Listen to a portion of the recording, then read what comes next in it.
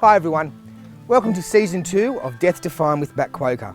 As a funeral director and dealing with death every day, I think it's really important that we open up the topics surrounding death and dying.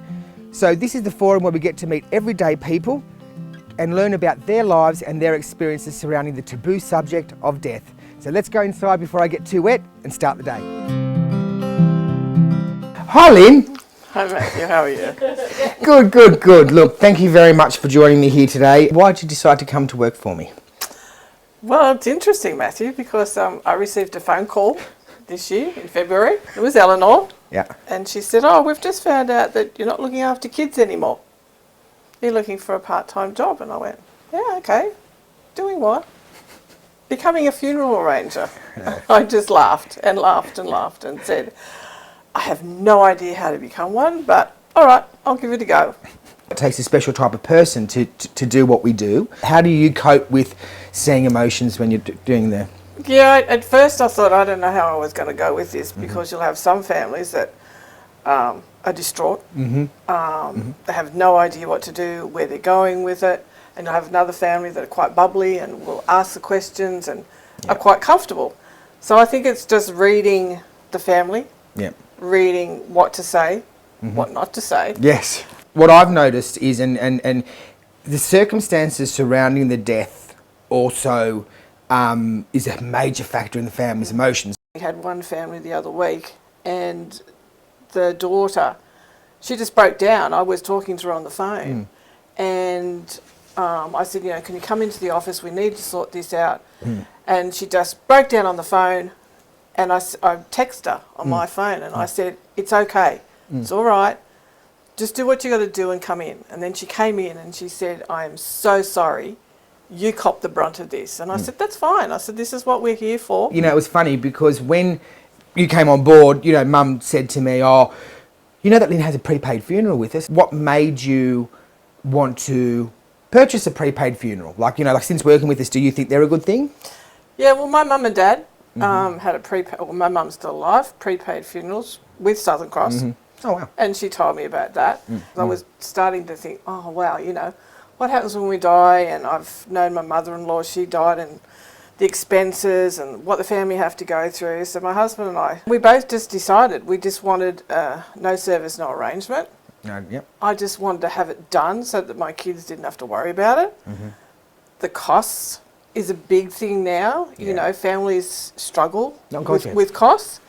And we just decided, what, we don't need all the, the fuss. The father, yeah. And we just thought that was easy for us to decide. We've even bought our urns, and my daughter cringes because the urns are sitting in the cupboard at home. I love it. So we just decided we just wanted to have it all finalised, all done. So you've obviously told your daughter because of the urns, and they know where all the paperwork is. Yeah. So, okay. I said to her, the urns are in the cupboard, and she went, oh, Mum, really? And I said, yes, because why should you have to worry about this? Yeah.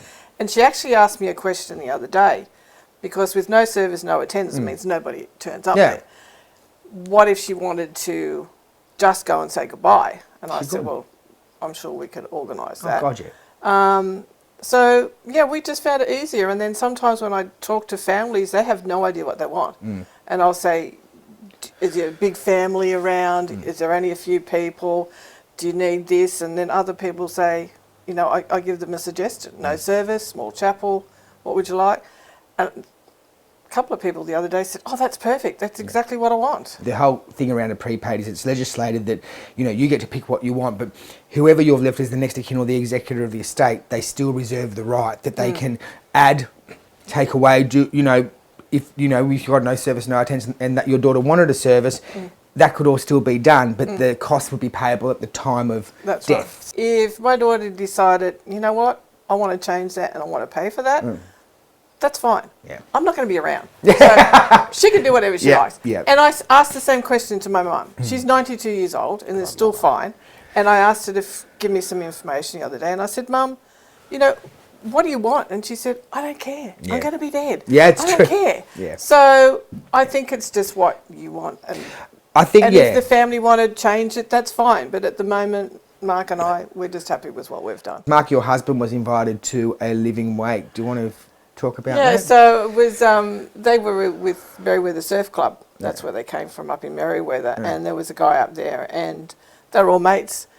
And he knew he was dying. He had cancer and stuff. But he decided he wanted to join in on the fun. He said, why should you all have the fun? So they ended up deciding to have a wake at the surf club. Wow. And he went, and he said, I want to enjoy my wake at my time. And they all just thought it was hilarious. But I also saw a thing on the TV. There was a young lady that was dying of cancer, and she had done this beautiful wake. And she had horses, she had everything.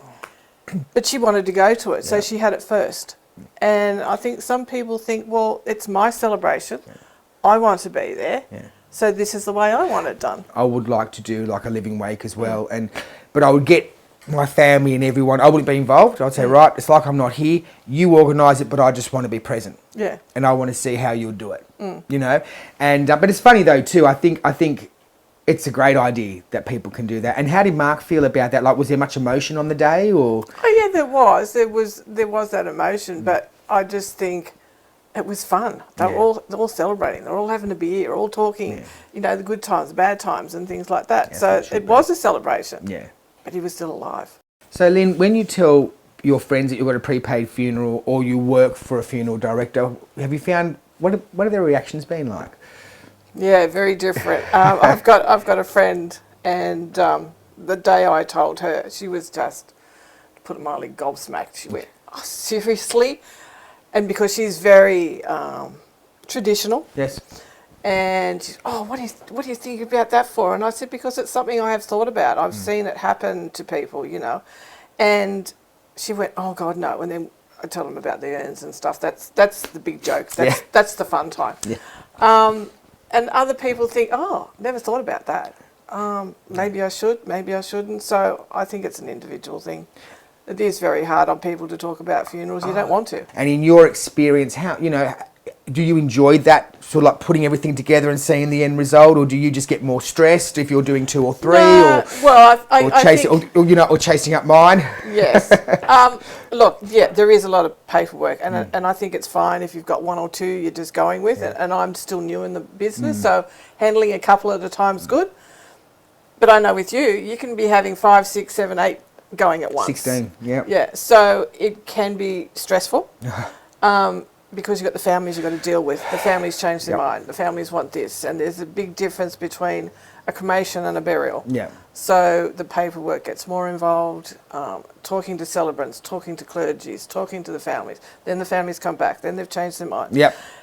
Yeah, it's a lot of work, and that's why, again, you got one chance to do a funeral and do it properly. And same with the prepaid, like you can pick what you want, and at the end of the day, you know, so your family know, and it alleviates that stress on them, because with the prepaid, you've written that you want no service, no attendance, that, you know, you're just going to have a, you know, cremation coffin, and there's, you know, you can add extra notes to it, but they can add to that. But, you know, like, I think this whole thing, that what you've done, because you're quite unique, that you've experienced the prepaid sort of like journey, and then you've actually come in and worked for the business, so now you're seeing the behind the scenes and working with me, which is great, because you ring me and you put, you know, and you snap me in a line, which is good, you know, because you scare me sometimes, Lynn, let me tell you.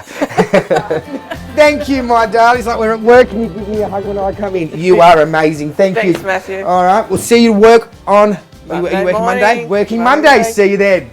You know what? How lucky am I that I've got a member of my team that's sort of like my family, that's, as I said, come on that prepaid journey, and to hear from her how she interprets it as by pre-planning her funeral, it's saving her family the stress, the anxiety of not knowing what she would have wanted, whereas this way they can still add and take away from the prepaid, but they've got the basic roots and the foundation of what her and Mark wanted. So, you know, and also having her step onto the other side within the business to actually see how that works. I'm a pretty lucky bloke.